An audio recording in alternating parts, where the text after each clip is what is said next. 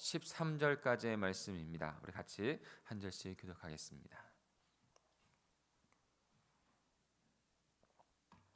야고보서 2장 1절부터 13절 한 절씩 교독합니다. 제가 먼저 1절을 읽겠습니다. 내 형제들아, 영광의 주 곧 우리 주 예수 그리스도에 대한 믿음을 너희가 가졌으니 사람을 차별하여 대하지 말라.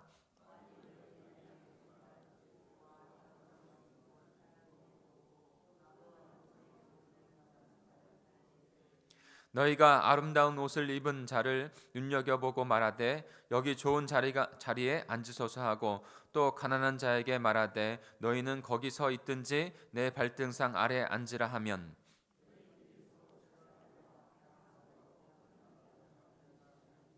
내 사랑하는 형제들아, 들을지어다. 하나님이 세상에서 가난한 자를 택하사 믿음에 부요하게 하시고 또 자기를 사랑하는 자들에게 약속하신 나라를 상속으로 받게 하지 아니하셨느냐?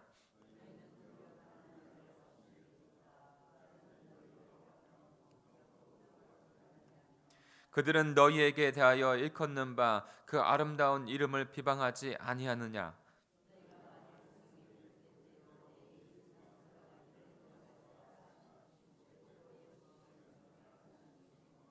만일 너희가 사람을 차별하여 대하면 죄를 짓는 것이니 율법이 너희를 범법자로 정죄하리라.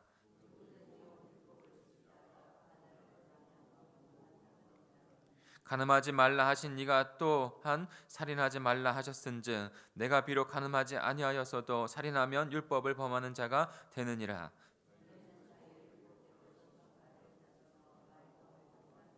같이 읽겠습니다.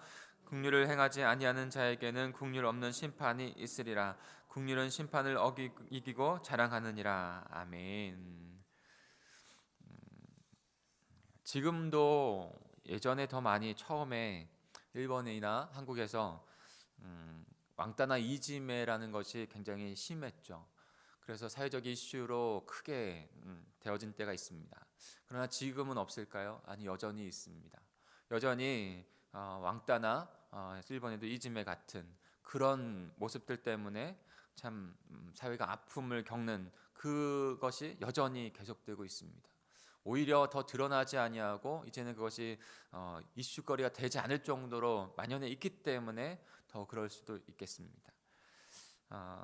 오늘은 차별에 대한 문제를 야고보가 말씀해 주고 있습니다. 차별, 왕따 같은 것이죠. 겉모습으로 또는 어떠한 자신의 생각과 다르다는 이유로 아니면 그저 그렇게 왕따를 시키고 차별하여서 그를 괴롭히는 일들, 또한도 온전하게 같은 사람으로 영혼으로 바라보지 못하는 일들이 있는 것이죠. 때로는 우리는 차별하는 것에 자유롭다고 생각합니다. 그렇지 않다고 생각합니다. 그러나 좀 더 세밀하게 보면 우리도 때로는 차별하는 죄들을 범하고 있는 것을 보게 됩니다. 그 사람이 사랑받지 않을 모습을 가졌기 때문에 우리는 차별할 수 있다, 그렇게 생각할 수 있다, 여기는 것이죠. 그 사람이 잘못했기 때문에 우리는 그 사람을 미워하거나 싫어하거나 갖가지 아니할 수 있다고 생각할 수 있습니다. 그러나 오늘 야고보가 말하고 있는 그런 그리스도인들, 믿음의 백성들은 그렇지 않아야 한다고 말하고 있는 거예요. 그럴 수 없는 상황에도 그렇지 않은 사람일지라도 그렇게 판단하거나 그렇게 그를 바라보지 않아야 된다는 것이죠. 사람을 차별하거나 차별하여 대하지 말아야 한다고 분명히 말씀하고 있습니다. 때로는 그것이 쉽지 않습니다. 어렵습니다. 왜냐하면 그 사람이 나와 깊은 관계가 있고 그 사람이 나한테 잘하지 않고 오히려 더 악하게 굴고 또 그런다면 어떻게 그 사람을 사랑할 수가 있겠어요? 차별하지 않고 대할 수가 있겠어요? 그러니까 굉장히 힘들고 차별의 문제는 굉장히 현실적인 거예요. 그런데 그 예루살렘 교회라든지 지금 야고보가 전해주고 있는 유대인 성도들의 모습 가운데 분명히 그 차별이 있다는 거예요. 하기 힘든 상황에서의 차별 더 넘어서 세상적인 그 관점으로 차별하고 있는 것을 야고보는 지적하고 있는 것입니다. 사랑하는 성도 여러분, 이 지금 야고보 서신이 주고 있는 그때나 지금에나, 그래서 지금 서신을 주고 있는 그 상황 가운데 우리에게 준 이 야고보서의 말씀이 굉장히 소중한 것입니다. 그냥 믿어서 천국 가고 내가 어떻게 살든지 어떠한 모습으로 살든지 그냥 천국 가는 그 정도의 그리스도의 하나님의 백성을 이야기하고 있지 않다는 것이에요. 야고보는 지금 예루살렘 교회의 지도자이고 목회자예요. 그 너무나도 잘 알고 있었어요. 예수 그리스도의 십자가 부활로 믿으며 그 성령의 세례를 받고 구원받는다는 것을 알고 있었습니다. 그리고 나서 그 믿음의 백성으로 살아가는 삶이 그들이 나아갈 방향이라는 것을 너무나도 잘 알고 있었던 거예요. 지금에 와서 야고보의 믿음과 행함이 같은 것이라고 얘기하는 것이 아니에요. 예수님이 만드신 그 공동체, 첫 공동체가 바로 그와 같이 하나님 앞에 나가야 됐고 그와 같은 문제를 가지고 씨름했던 것이죠. 우리도 동일합니다. 우리는 그래서 오늘 차별하지 말라고 하는 그 주님의 말씀을 들어야 합니다. 그리고 내 상황 가운데 그것을 믿음으로 받고 어떻게 그렇게 살아가야 될지에 대해서 생각하고 그렇게 행해야 합니다. 우리는 왜 차별하는 삶을 살지 말아야 될까요? 간단히 몇 가지만 나누겠습니다. 우리 1절을 같이 한번 읽어볼까요? 다시 한번 읽겠습니다. 시작. 내 형제들아, 영광의 주 곧 우리 주 예수 그리스도에 대한 믿음을 너희가 가졌으니 사람을 차별하여 대하지 말라. 첫 번째로는요, 믿음을 가졌기 때문입니다. 믿음으로 새 생명, 영원한 생명, 예수 그리스도의 생명을 가졌기 때문에 그런 것이죠. 그러니까 믿는다는 것은, 어저께도 말씀드렸지만 믿는다는 것은, 됐다는 것은 산다는 거하고 똑같은 말인 거예요. 살아가는 길을 굉장히 애쓰고 힘쓰는 자가 됐다는 거하고 똑같은 거예요. 그러니 예수님을 따라 예수님께서 행하신 삶과 사역으로 그 모습 성품으로 따라가기를 소망하며 가야 한다는 것이죠. 그러니 믿음을 가진 자가 마땅히 차별하지 말아야 한다는 것입니다. 왜요? 그 예수님께서 우리를 차별하지 않으셨기 때문에. 믿음을 가지고 동시에 차별할 수 없는 것이죠. 예수님은 어떠한 사람이든지 차별하지 않았습니다. 부자든지 가난한 자든지 남자든지 여자든지 설상 죄를 진 자도 자기를 해하려고 한 자도 하나님 예수 그리스도는 차별하지 않으셨어요. 강하게 말씀하신 것은 있죠. 그가 돌아오기 위해서.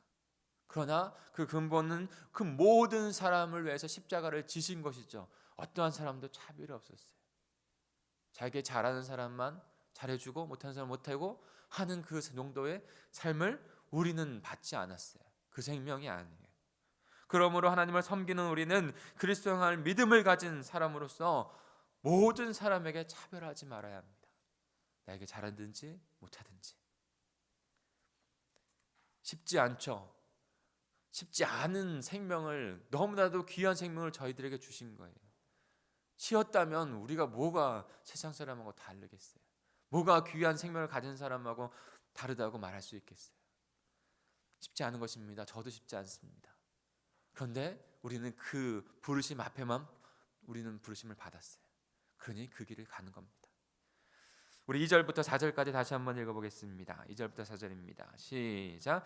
만일 너희 회당에 금가락지를 끼고 아름다운 옷을 입은 사람이 들어오고 또 남루한 옷을 입은 가난한 사람이 들어올 때 너희가 아름다운 옷을 입은 자를 눈여겨보고 말하되 여기 좋은 자리에 앉으소서 하고 또 가난한 자에게 말하되 너는 거기 서 있든지 내 발등상 아래에 앉으라 하면 너희끼리 서로 차별하여 악한 생각으로 판단하는 자가 되는 것이 아니냐. 지금 우리는 차별하지 말아야 될 자가 되어야 된다고 야고보는 끊임없이 말씀하고 있죠. 그런데 그 차별하지 말아야 된다고 하는 그 예를 들어서 우리에게 설명해 주고 있습니다. 어떠한 사람이 예배당 안에 들어옵니다. 그 예배당 안에 들어올 때 그 모습을 보고 차별한다는 거예요. 잘하든지 못하든지 간에 우리가 그 마음이 있었다면 우리도 차별하는 것이죠. 먼저 한 사람이 예배당에 들어오는데 금가락지를 끼고 아름다운 빛나는 옷을 입고 들어옵니다. 이 사람은 틀림없이 부자입니다.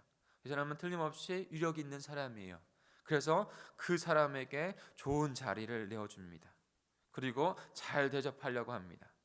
그런데 어떠한 사람이 또 들어옵니다. 그 사람은 너무나도 그 사람과 대조된 차이가 납니다. 남다운 옷을 입고 정말로 잘 가난한 사람과 같이, 허름한 사람과 같이 한 모습으로 옵니다. 근데요, 이 두 사람을 대하는 성도의 태도가 다르다는 것을 나타내 보여주고 있어요. 없는 얘기가 아니에요. 야고보가 보고 있는 초대교회에 그 다음에 그 성도들 안에 있었던 얘기가 그 문제가 되었기 때문에 믿음으로 그들을 믿음의 순종을 드려야 한다고 권면하고 있는 거예요. 그때 호의를 베풀고 좋은 자리를 부자에게 좋은 자리를 주고 가난 자에게는 신경도 쓰지 않고 저 서 있든지 발등상에 앉으라고 하는 모습. 여러분, 이 모습 가운데 우리는 가장 중요한 것을 잃어버리는 있는 것을 깨달아야 합니다. 그것이 뭡니까? 하나님의 은혜를 잃어버리는 거예요. 하나님의 은혜가 우리 모두에게 차별 없이 그저 정말로 부족하고 연약할 때, 가난하고 헐벗을 때, 죄 지고 있을 때에도 하나님께서, 예수 그리스도께서 그저 은혜로 우리를 구원하여 주셨는데, 우리가 그 은혜를 입은 자로 어떻게 다른 사람을 판단하면서 그들을 나누어서 구분할 수 있겠습니까? 그럴 수 없는 것이죠. 은혜 입은 자는 그 하나님의 은혜로 살아가는 자예요. 10,000달란트를 탕감받은 죄인은, 그 용서받은 죄인은 100단위로 되는 그 빚진 자, 그에게 또 죄를 물을 수 없는 거예요. 물을 수 없는 은혜를 입었어요. 그러니까 그 삶을 살아가야 하는데, 그 만약에 조금 잘못한 건, 내가 보기 싫어하는 사람들을 그렇게 똑같이 세상 사람들과 똑같이 한다는 건 은혜를 저버리는 거를 그렇게 삶으로 말하는 거예요. 그렇기 때문에 우리는 차별하지 말아야 합니다. 오직 판단하실 수 있는 분은 하나님밖에 없어요. 어떠한 것이든지. 힘들죠. 어렵습니다. 근데 그것으로 부르셨다니까요. 그 생명으로만 부르셨어요. 그러니 그렇게 못할 때 또 하나님 앞에 회개하고, 또 하나님의 도우심을 구하고, 하나님 그 영혼 붙잡고, 내 잘하건 잘못하건 간에 판단이 아니라 주님, 그를 하나님의 은혜 입은 자로 그를 대할 수 있도록 인도해 주십시오. 그에게 하나님의 사랑을 베푸는 제가 되게 해 주십시오 라고 기도하는 저와 여러분이 되어야 될 줄 믿습니다. 우리 5절도 같이 읽어볼까요? 5절입니다. 시작. 내 사랑하는 형제들아 들을지어다. 하나님이 세상에서 가난한 자를 택하사 믿음에 부여하게 하시고, 또 자기를 사랑하는 자들에게 약속하신 나라를 상속으로 받게 하지 아니하셨느냐. 지금 야고보는 아니하셨느냐라고 하는 대묻는 그 서신의 물음을 합니다. 대묻습니다. 대묻고 깨달아 보라는 거예요. 지금 이 5절에서 무엇을 깨달아야 합니까? 하나님께서 택하셨다는 거예요. 택한 백성이라는 거예요. 택하여 믿음에 부여하게 하셨다는 거예요. 그리고 약속의 나라를 상속받게 하셨다는 거예요. 사랑하는 성도 여러분, 나만 약속의 나라 믿음의 백성 된 것이 아니에요. 하나님의 나라는요, 공동체입니다. 우리 가정 안에서 이 사랑하는 연약하고 부족하고 조금 모자란다고 할지라도 다 똑같이 하나님의 백성이고, 한 가정 안에 하나님의 나라를 이룰 한 가정이에요. 그 가정 안에 그가 사람이 행복해야 우리도 행복한 것이지, 함께 이뤄가는 것이지, 그 사람이 불행한데 내가 행복할 수는 없는 거예요. 그것을 하나님의 은혜도 모르고, 하나님 나라를 하나님께 상속받았다고 하는 그 원리도 모르는 거예요. 하나님의 나라를 하나님의 백성으로 한 형제 되어서, 한 가족 되어서 함께 상속받았기 때문에 우리는 차별할 수 없는 것이죠. 마지막으로 우리 8절과 9절 같이 읽겠습니다. 같이 읽습니다. 시작. 너희가 만일 성경에 기록된 대로 내 이웃을 사랑하기를 내 몸과 같이 하라 하신 최고의 법을 지키면 잘하는 것이거니와, 만일 너희가 사람을 차별하여 대하면 죄를 짓는 것이니 율법이 너희를 범법자로 정죄하리라. 아멘. 오해하고 있는 것이 있습니다. 예수 그리스도의 십자가 부활을 믿음으로 구원받는 거 맞습니다. 분명합니다. 이것은 명확합니다. 그러나 그것으로 말미암아 우리가 지켜야 할 예수 그리스도의 도리, 하나님의 말씀, 그리고 율법에는 지나간 것이 있고 계속 지켜야 될 것이 있는 것이에요. 그 지켜야 될 것으로 다시 우리가 하나님의 은혜 입은 것을 다시 새기면서 때로는 회개하며 하나님 앞에 돌아가야 하는 것입니다. 근데 믿음으로 구원받았다고 해서 이제는 생명을 얻었다고 해서 모든 것을 그냥 내 멋대로 해소된다고 하는 것이 그 믿음으로 구원받는다는 은혜가 아닙니다. 그러기에 우리는 하나님의 율법, 하나님의 도를 분명히 지키려고 노력해 나가야 됩니다. 그렇지 않으면 우리 안에도 여전히 죄를 범하고 있는 것이죠. 놀라운 신비가 하나님의 복음에 있어요. 그 모든 것이 다 용서함 받았어요. 그러나 우리가 살아가는 이 시간 가운데는 또한 그것들을 통해서 하나님 앞에 나아가고 죄 용서를 구해야 합니다. 회개해야 합니다. 그런데 차별하게 되면 죄 짓는다는 거예요. 죄를 짓게 된다는 것입니다. 야고보는 분명히 말을 하고 있습니다. 하나님을 사랑하고 이웃을 사랑해야 되는 그 계명, 율법 분명히 지켜야 하고, 그리고 차별하지 말아야 한다는 것이죠. 13절은 이렇게 나와 있습니다. 긍휼을 행하지 아니하는 자에게는 긍휼 없는 심판이 있으리라. 긍휼은 심판을 이기고 자랑하느니라.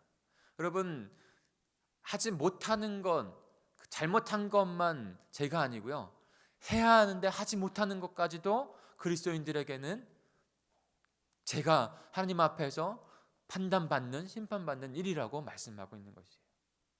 그저 내가 조용히 아무것도 안 하고 그냥 다른 사람에게 실수하지 않고 마음 아프게 안 하고 그냥 가만히 있으면 되겠지라고 하는 것, 그 정도가 우리 그리스도인에게 주신 삶이 아니에요. 생명이 아니에요. 우리에게 주신 것은 마땅히 행해야 될 것, 사랑해야 될 것, 사랑받지 못할 그런 사람에게도 차별 없이 그들에게도 동일하게 사랑으로, 긍휼로 대해야 하는 것, 이것이 저와 여러분이 살아야 될 삶인 것이에요. 사랑하는 성도 여러분, 어렵고 무겁다고 생각이 드시죠? 그러나 그까지, 예수 그리스도를 닮은 것까지 나아갈 때 하늘의 복이 우리에게 성취가 되어지고, 거기에서 이 땅 가운데서도 놀라운 은혜를 체험하면서 살아갈 수 있게 되는 것입니다. 힘드시지만, 때로는 어려운 마음이 들지만, 오늘도 말씀에 의지하여 말씀을 굳건히 순종하여 그런 삶을 살아내시는, 그렇게 하나님을 경험하시는 오늘 하루가 되시길 간절히 축복합니다. 우리 같이 기도하겠습니다.